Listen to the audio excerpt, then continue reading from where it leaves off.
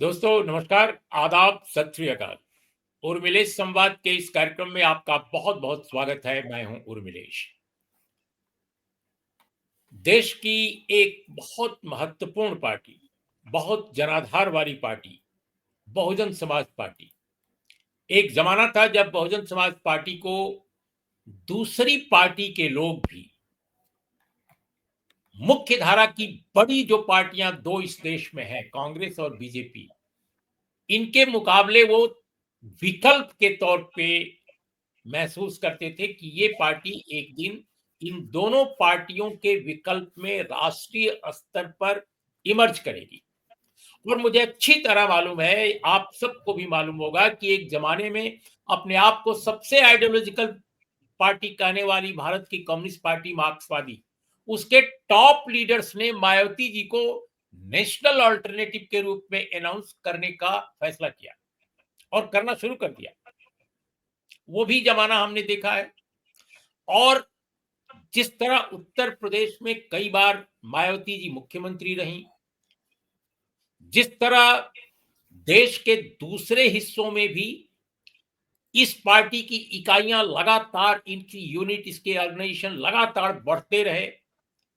एक जमाना था जब मध्य प्रदेश में लगा कि इनकी सरकार बन जाएगी, लेकिन वो भी बीएसपी के ही कुछ नेताओं के अंदरूनी तिकड़म के चलते वहां पर स्थितियां खराब हो गई और सरकार नहीं बन पाई। कांग्रेस की फिर वापसी हो गई।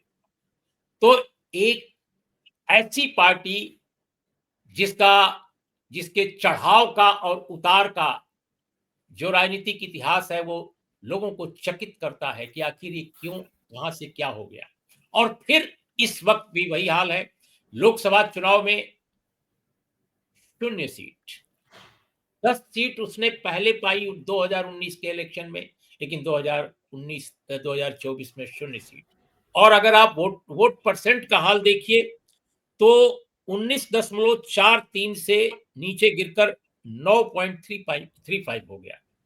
और अगर 2022 के विधानसभा चुनाव का हाल देखिए तो 2019 में जिस पार्टी ने सपा के साथ मिलकर चुनाव लड़ा और 10 सीट पर कामयाबी हासिल की, वो पार्टी 2022 में विधानसभा के चुनाव में सिर्फ 1 सीट पा सकी और 12.8%, 08% उसका वोट हो गया।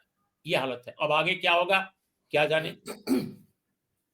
बीएसपी ने आज एक अजीब फैसला किया है और ऐसा फैसला वो करती रही है कि उसने अपने जो उत्तराधिकारी माने जाते हैं, आकाश आनंद, राष्ट्रीय समन्वयक, न जाने किन किन पदों पर वो आसीन थे, उनको फिर से हटा दिया। एक बार और हटाया गया था तब जब लोकसभा का चुनाव चल रहा था।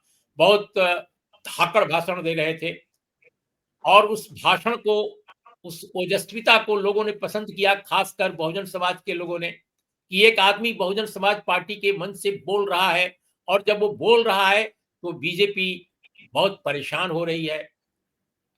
और ऐसे ही उनके भाषण को सुनकर मायावती जी ने न जाने क्यों उनको बैठा दिया। वह भी एक दौर देखा गया। वो सीतापुर का भाषण था जहां तक मुझे याद आ रहा है।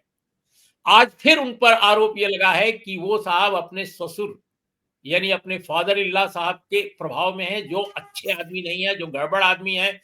अब पता नहीं वो आदमी कैसे है, मैं तो नहीं जानता और न तो राजनीतिक रूप से मैं जानता हूं, लेकिन ये जानता हूं कि उनकी सुपुत्री से आकाश आनंद की शादी स्वयं मायावती की पहल पर हुई थी और वो शादी में मौजूद थी और बहुत शान शौकत के साथ शादी हुई थी।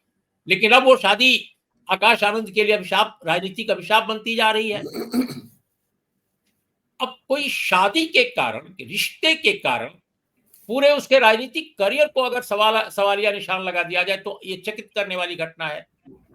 तो क्या होगा बीएसपी का जो दर्शन है, अम्बेडकरवाद की विचारधारा की वो बात करती हैं मायावती जी, उस विचारधारा का ये रिश्ता बनाम राजनीतिक जो दाव पेंच है, इसमें इसका क्या उससे रिश्ता है, क्या उसका संबंध है। हम आज ऐसे ही कुछ बातों पर चर्चा करेंगे। हमारे साथ चर्चा करने के लिए 2 बहुत खास मेहमान हैं और दोनों लोग न सिर्फ मायावती जी और बीएसपी को बल्कि पूरे भारत के दलित आंदोलन के इतिहास को बहुत अच्छी तरह समझते हैं।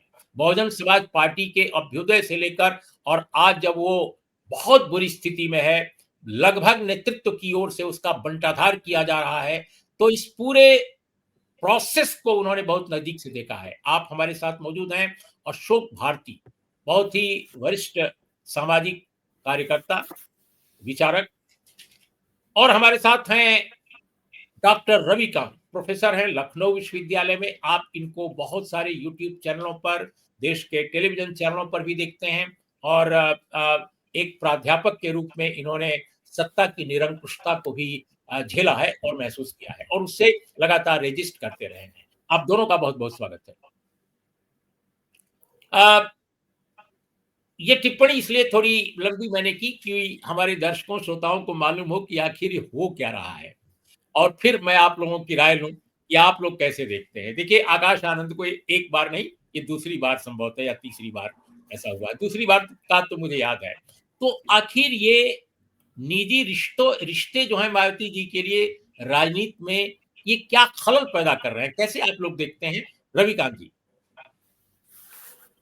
देखिए रमलेश जी, जो मायावती जी की तरफ से प्रेस नोट जारी हुआ, उसमें बहुत निजी हमले हैं, न सिर्फ आकाश आनंद पर, उनकी पत्नी पर, उनके ससुर पर, और मुझे लगता है कि ये जो दूसरी बार निकाला गया है पार्टी से आकाश आनंद को, बहुत सारे लोग सोच रहे हैं कि तीसरी बार होगा। तीसरी बार अब नहीं होगा, क्योंकि इस तरह के निजी हमलों के बाद और मायावती का जिस तरह का रहा है उनका मिजाज, उसको देखते हुए हम लोग ये जरूर कह रहे हैं कि आकाश आनंद के लिए अब पार्टी में कोई जगह नहीं, नंबर 1।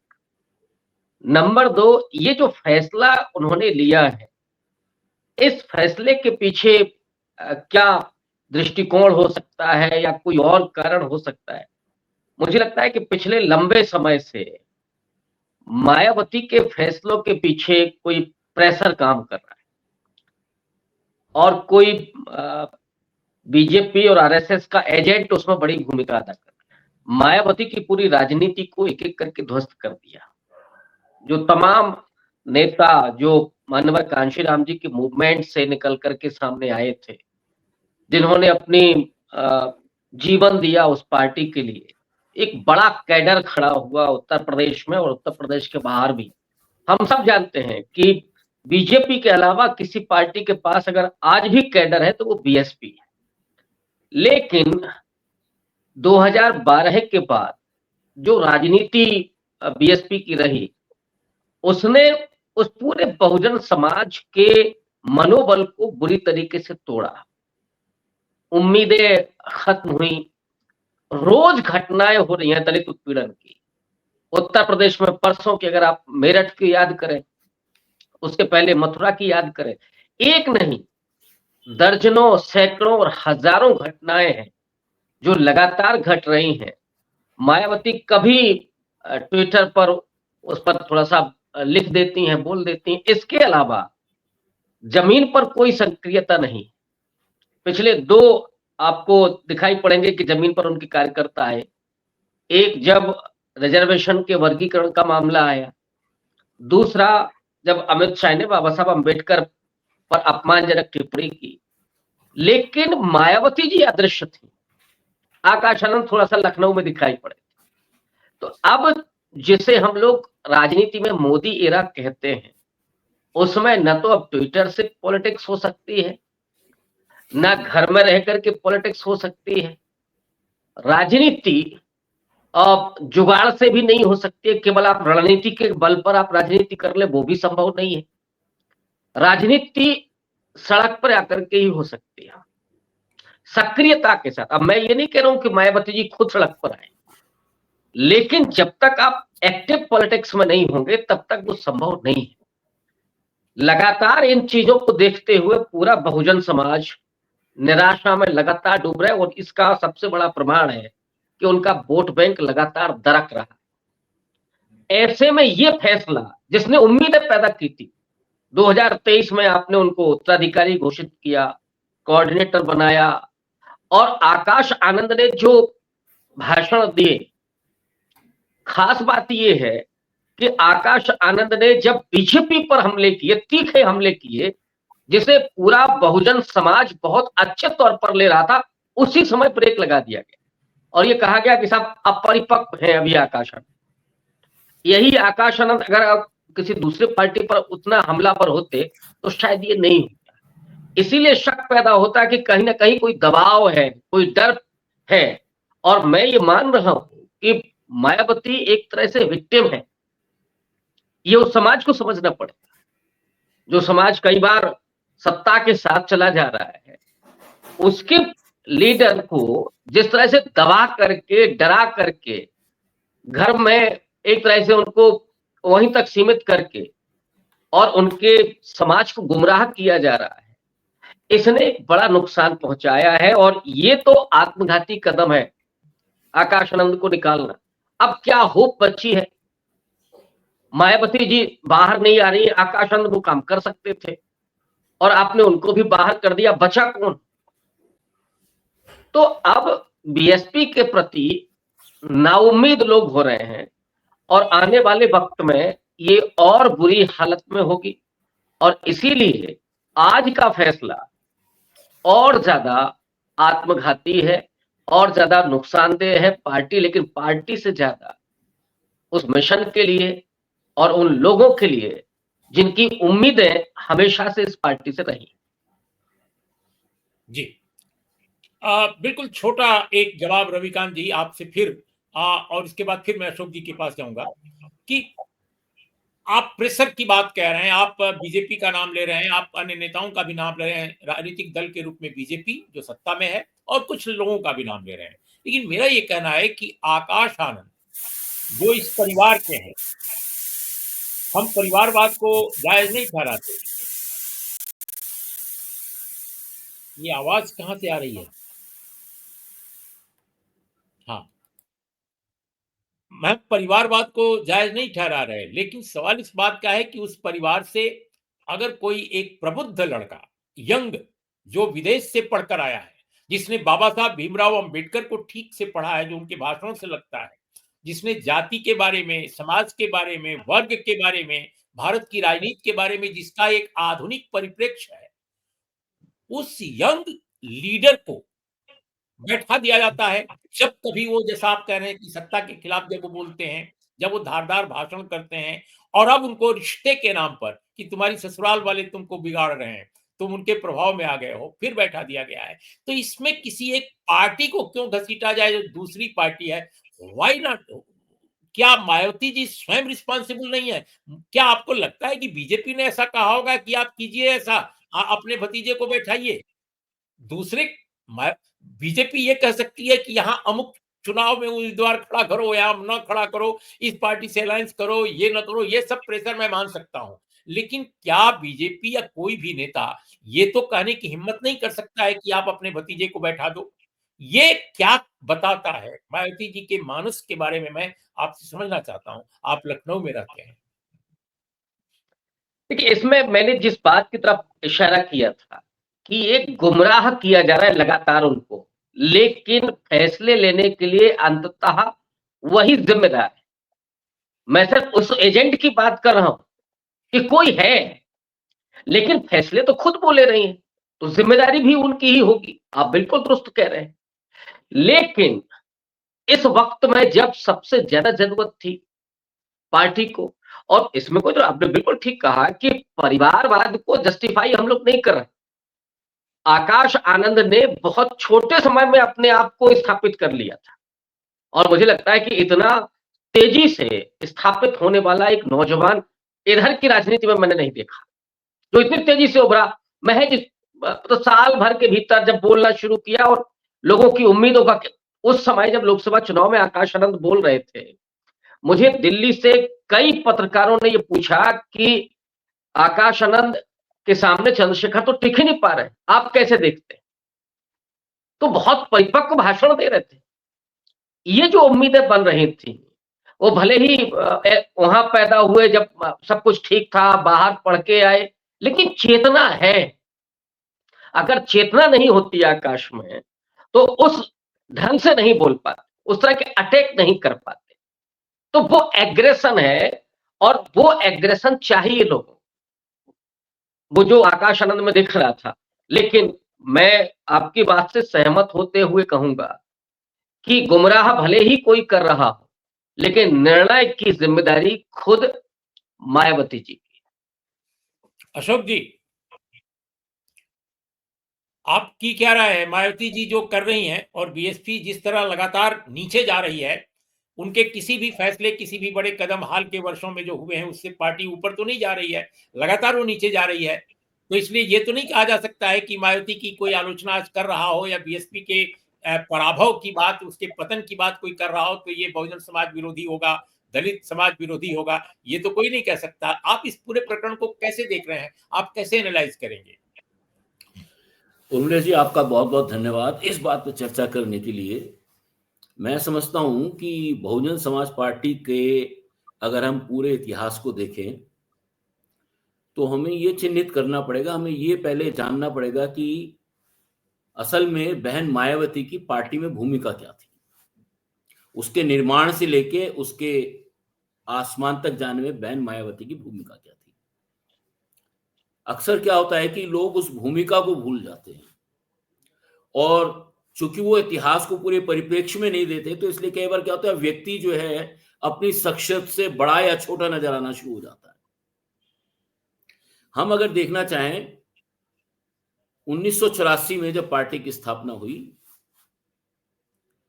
तब से लेके जब पहली बार 1995 में पहली बार सरकार बनी बहुजन समाज पार्टी की, हमारी जो समझ है, हमने जो देखा है, हम जो जानते हैं, पार्टी के एक छत्र नेता, रणनीतिकार, संगठनकर्ता, उसके लिए फाइनेंस जुटाने वाले एकमात्र व्यक्ति थे मान्यवर कांशीराम। और बहन मायावती जो हैं, कांशीराम जी की फुट सोल्जर हैं। ये बात हमको समझना है। और आप देखेंगे कि बहन मायावती की जो समझ है, आप उनके फैसलों से इस बात का अंदाजा लगा सकते हैं कि बहन मायावती कोई रणनीतिकार नहीं है। और चूंकि हम जानते हैं, और 1998 में साहब कांशीराम मलेशिया के कुआलालंपुर में गए थे, जहां हमने फर्स्ट वर्ल्ड दलित सम्मेलन आयोजित किया था। मैं भी उसके आयोजकों में से एक था। वहां साहब कांशीराम आए थे और हमारी काफी विस्तार से उनके साथ चर्चा हुई थी। बहुत सारी बातें थी जिनको हम शेयर नहीं करना चाहते, क्योंकि किसी व्यक्ति की शुचिता को बनाए रखने के लिए उन चीजों का शेयर करना ठीक नहीं होता है। लेकिन हमें यह समझ में आता है कि साहब कांशीराम ने साम दाम दंड भेद तमाम चीजें इस्तेमाल करके लगातार पार्टी को आगे बढ़ाया। और वो ये जानते थे कि राष्ट्रीय स्वयंसेवक संघ और भारतीय जनता पार्टी, ये पार्टियां ऐसी हैं जिनसे लंबे समय में कोई हमारा अलायंस या कोई हमारी तालमेल नहीं हो सकता। दलित समाज के लिए तालमेल नहीं हो सकता, क्योंकि एक समाज ऐसा है जो ब्राह्मणवाद मनुवाद के खिलाफ है, और एक समाज ऐसा, एक पार्टी और संगठन ऐसा है जो मनुवाद और ब्राह्मणवाद का पोषक है।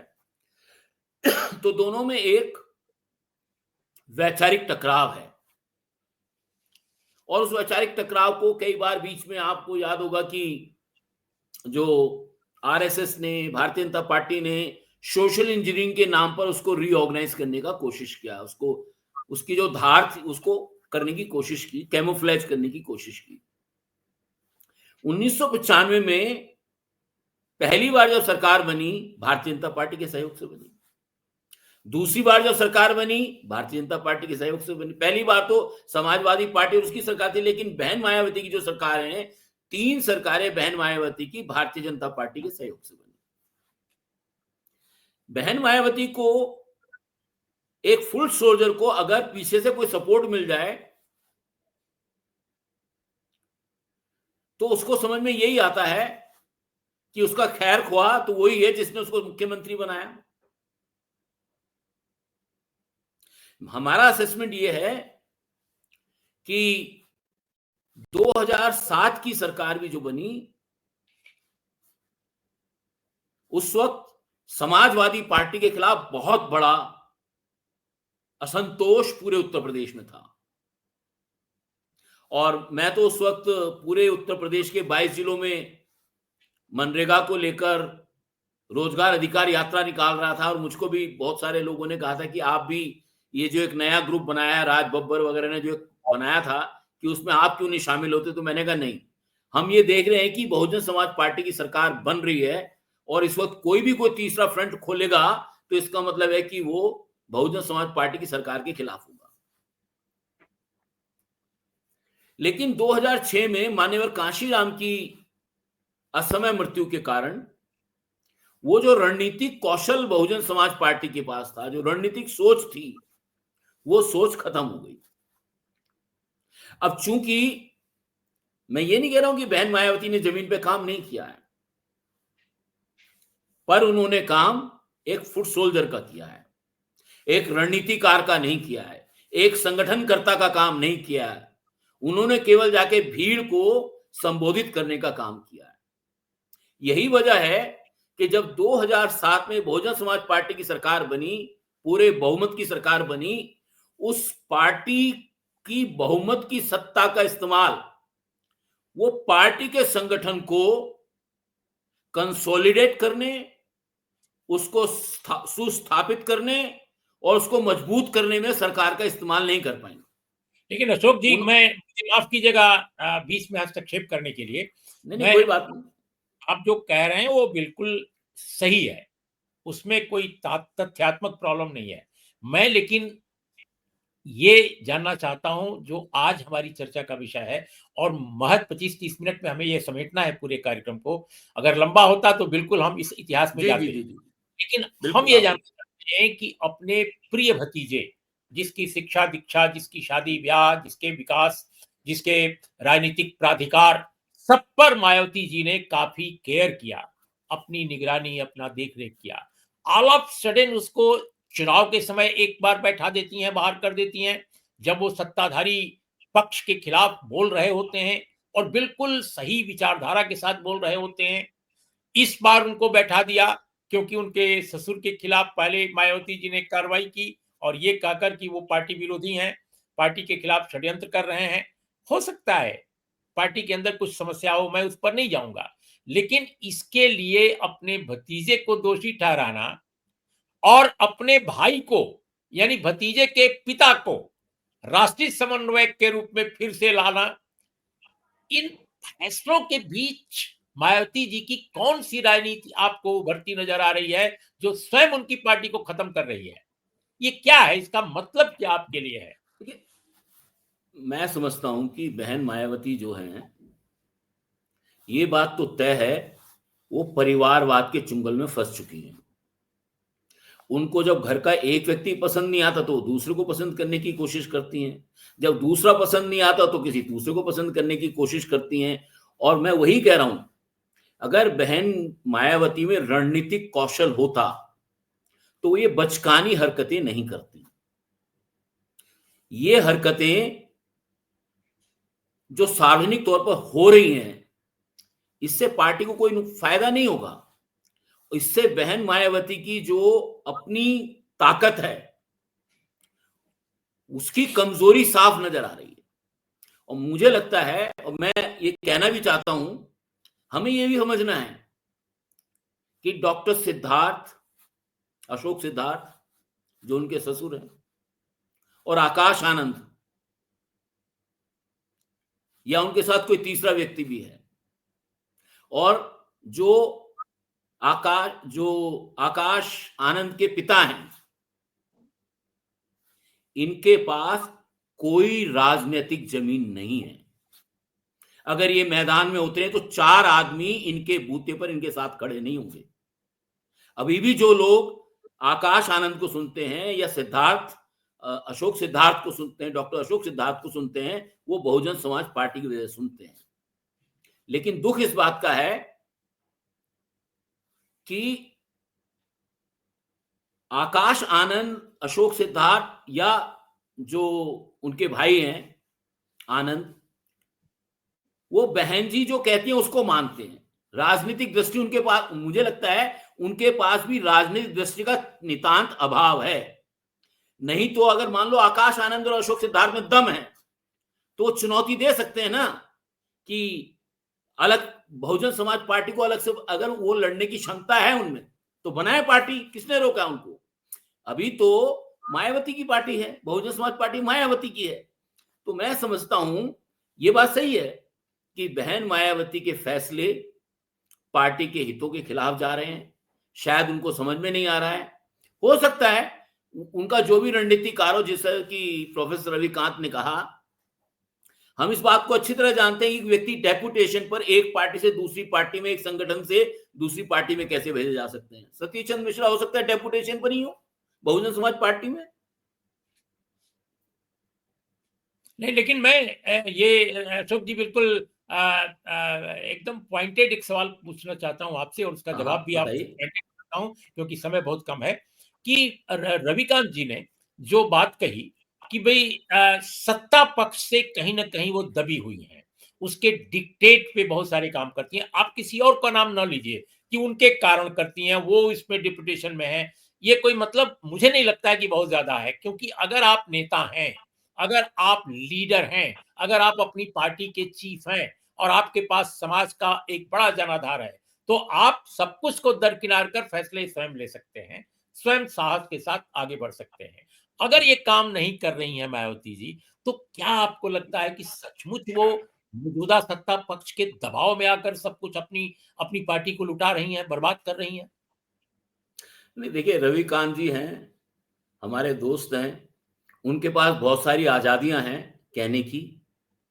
मैं समझता हूं हमारे पास इस बात का कोई सबूत नहीं है कि वो सत्ता पक्ष के दबाव में आके कह रही हैं। पर मैं ये जरूर समझता हूं, क्योंकि वो एक अनुभवी नेता हैं, सीएम रही हैं, और मेरे पास इस बात का यकीन करने का कोई कारण नहीं है कि वो सत्ता पक्ष की वजह से कह रही हैं। तो मैं समझता हूं कि ये थोड़ा सा अतिरेक हो जाता है। लेकिन ये बात सही है कि बहुत सारे लोग, राजनीति में जो लोग हैं, चाहे वो नीतीश कुमार हो, चाहे बहन मायावती हो, या कोई और भी हो, वो सब लोग इस बात से तो वो लोग भयभीत तो हैं, डरे हुए तो हैं, और उसके वाजिब कारण भी हैं, हम लोग भी जानते हैं। और पर हमें यह भी समझना है कि बहन मायावती तो उन लोगों में से हैं जो अगर चाहें, शायद बहन मायावती समझ नहीं पा रही है इस बात को कि अगर वो, मैं रविकांत जी की एक बात से सहमत नहीं हूं कि बहन मायावती सड़कों पे नहीं उतरती। मेरा मानना है कि बहन मायावती अगर गाजियाबाद से यात्रा करके बलिया चली जाएं, उत्तर प्रदेश की सरकार पलट जाएगी, देश की सरकार पलट जाएगी। ठीक है अशोक जी, बिल्कुल बिल्कुल सही बात आपने कई इंपॉर्टेंट बात ये कही है। बिल्कुल आखिर में रविकांत, हमारा समय कंप्लीट हो रहा है।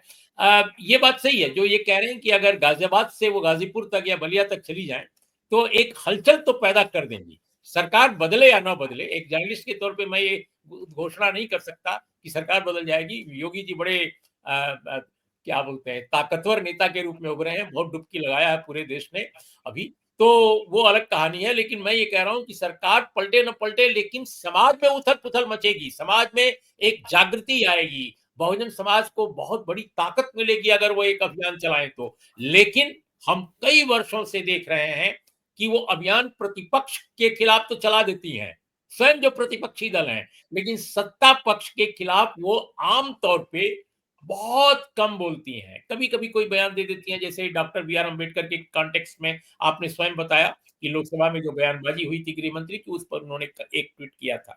लेकिन क्या मायावती जी, ये समय हमेशा ये प्रश्न बना रहेगा कि जैसा कि अशोक जी ने कहा कि वो स्वयं बीजेपी के समर्थन से ही सरकार में आई थी शुरू के दौर में, तो क्या वो वजह है जिसकी वजह से वो एक तरफ सत्ता पक्ष के खिलाफ नहीं मैदान में उतरती हैं और न अपने कार्यकर्ताओं को उतरने का आदेश देती हैं? वो कई बार तो ये भी कह देती हैं कि बाबा साहब ने समझाया है कि हमें मैदान में नहीं जाना चाहिए, हमें कानून व्यवस्था को बनाए रखना चाहिए, कोई भी ऐसा आंदोलन नहीं करना चाहिए। अलग बात है कि डॉक्टर बी आर अम्बेडकर ने स्वयं अपने जीवन में न जाने कितनी बार आंदोलन किए, कितनी बार सत्याग्रह किए, वो सब हम आप जानते हैं। लेकिन वो ये कहती हैं लेकिन उससे इतर मैं दूसरा सवाल ये करना चाहता हूं कि जो सीधे बीजेपी को या सत्ता पक्ष को प्रभावित नहीं करने वाले मुद्दे हैं, उस पर भी मायावती जी बहुजन समाज को घाटा पहुंचाने वाले फैसले क्यों कर रही हैं? जैसे आकाश आनंद का फैसला, जैसे परिवार में एक तोड़-फोड़ की स्थिति, ये क्यों कर रही हैं? आखिर वो क्या बेचैनी है उनके अंदर? देखिए, इसका जवाब तो खुद मायावती जी दे सकती है कि वो लेकिन हम इस तरह के लेकिन आत्मघाती फैसले क्यों कर रही है। ये बहुत मुश्किल है बता पाना, क्योंकि सब जानते हैं कि मायावती की ताकत क्या है, उसका ऑरा क्या है। वो अगर आज खड़ी हो जाए, और ऐसा भी नहीं है कि उनमें हिम्मत नहीं है। अब वो हिम्मत कैसे टूट गई, क्योंकि एक उदाहरण मेरे सामने है, मुझे याद है, इसी लखनऊ में एक विशाल रैली, और ये पूरा देश जानता है कि सबसे बड़ी रैलियां मायावती जी की हुआ करती थी, जहां कोई संसाधन नहीं, कोई पैसा नहीं, लेकिन जो दीवानगी थी, लोग कैसे आते थे, उसी के, हम 3 लोग बात कर रहे हैं। एक बार एक बहुत मशहूर है वो रैली उनकी, मधुमक्खियों ने हमला किया मंच पर, सारे लोग भागने लगे, लेकिन वो अकेली महिला थी जो खड़ी रहती और सभा चलती। ये साहस होना, ये कई बार आश्वस्त करता है कि साहब, बहन जी कैसे डर सकती हैं, लेकिन जो आज की ताकत है ना, जो सत्ता की, वो कौन कौन डरे, कौन कौन क्या हुआ, वो सब जानते हैं, हमें कहने की कोई जरूरत नहीं। जहां सुप्रीम कोर्ट आकर के कहे कि साहब सत्ता हमारे साथ क्या कर रही है, जो फैसले हो रहे हैं वो किस तरह के हो रहे हैं, हमें भी मालूम है।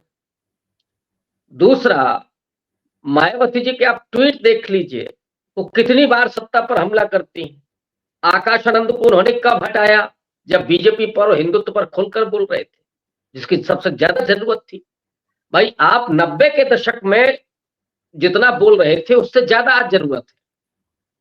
आज लोग जागरूक हुए हैं और चाहते हैं। आकाश आनंद की लोकप्रियता क्यों बढ़ी थी, उसके पीछे सबसे बड़ी वजह यही थी कि वो सीधे मुठभेड़ कर रहे थे, और उसके बाद उनको विड्रॉ कर लेना और ये कहना कि अपरिपक्व है। इस तरह की जो लाइन ले रही है मायावती जी, वो तो वही बता सकती है कि क्यों कर रही है। लेकिन अगर मेरे से आप जवाब चाहते हैं, तो मुझे लगता है कि वही अंकुश है कि ताकि पार्टी उस तरह से ना खड़ी हो सके। बीएसपी का, और अगर मैं बहुत तात्कालिक बात करूं, उत्तर प्रदेश में बीएसपी अगर आगे बढ़ती है, तो इतना तो नहीं बढ़ सकती फिलहाल, लेकिन उसका जो सबसे बड़ा बेनिफिट होगा वो समाजवादी पार्टी को होगा, क्योंकि अभी जो दलित वोटर है या अति पिछड़ा है, वो बीजेपी के साथ चला जाता है। बीएसपी के खड़े होने से ये वोटर बीएसपी के साथ जाएगा, और उसकी सबसे बड़ी वजह है कि अखिलेश यादव इन दोनों समाज को अभी तक जोड़ने में कामयाब नहीं हुए। उन्होंने कोई ऐसा संकेत नहीं दिया अभी तक। तो इसलिए बीएसपी जितना ही कमजोर होगी, उसका अप्रत्यक्ष रूप से फायदा बीजेपी को मिलेगा। हाँ, इस बीच में अब कांग्रेस की क्या भूमिका है? कांग्रेस अगर सामने आती है लेकिन लीडरशिप के साथ, अब उत्तर प्रदेश में कांग्रेस पार्टी कैसे बढ़ सकती है, जहां प्रभारी पांडे जी हैं, प्रदेश अध्यक्ष राय साहब हैं? संभव ही नहीं है। तो जब ये स्थितियां, सीधा वॉकओवर आप दे रहे हैं ना बीजेपी को, तो बीएसपी जितना कमजोर होगी, उतना ही अप्रत्यक्ष रूप से फायदा बीजेपी को होगा। और केवल एक ही विकल्प है कि कांग्रेस पार्टी लीडरशिप के साथ है, तब तो कुछ हो सकता है। अदरवाइज ये सारे फैसले जो मुझे दिखाई पड़ते हैं, वो व्यक्तिगत परिवार को लेकर के हो सकते हैं। भाई, परिवार में कुछ टूटन है, लेकिन अंततः ये तो समाज के लिए खतरनाक है। अब मायावती कोई आज एक परिवार की नहीं है, मायावती में उम्मीदें इस देश के पूरे बहुजन परिवार की है, और जब वो आकाश आनंद को इस तरह से हटाती हैं, तो वो उम्मीदें टूटती। सवाल वहां है, कसक वहां है, परेशानी वहां है, और इसीलिए बार बार मायावती को लेकर के तमाम सवाल होते हैं, और उनकी ये रेलेवेंसी है कि एक भी फैसले पर पूरे देश में चर्चा होती है। और आज आप देख लीजिए, कोई ऐसा टीवी चैनल नहीं है, कोई भी ऐसा सोशल मीडिया प्लेटफॉर्म नहीं है जहां पर इसकी चर्चा ना हो रही हो। तो ये उनकी ताकत है, लेकिन दुर्योग से इस ताकत का एहसास खुद मायावती जी को नहीं। जी, मैं समझता हूं कि आप दोनों लोगों ने इस विषय पर 35 मिनट के करीब अपनी चर्चा में बहुत सारे मुद्दे उठाए हैं, और ये बहुजन समाज पार्टी के लिए, बहुजन समाज पार्टी के समर्थकों के लिए, बृहत्तर जो इस देश का वंचित समाज है, उत्पीड़ित समाज है, उन सब के लिए मैं समझता हूं कि आप लोगों द्वारा उठाए सवाल बहुत महत्वपूर्ण हैं। हम लोगों ने एक खुले दिमाग से बात की है, बगैर किसी आग्रह पूर्वाग्रह के, और इसी रूप में इस बहस को लिया जाना चाहिए। इन्हीं शब्दों के साथ आप दोनों का बहुत बहुत धन्यवाद। नमस्कार, आदाब, सत श्री अकाल।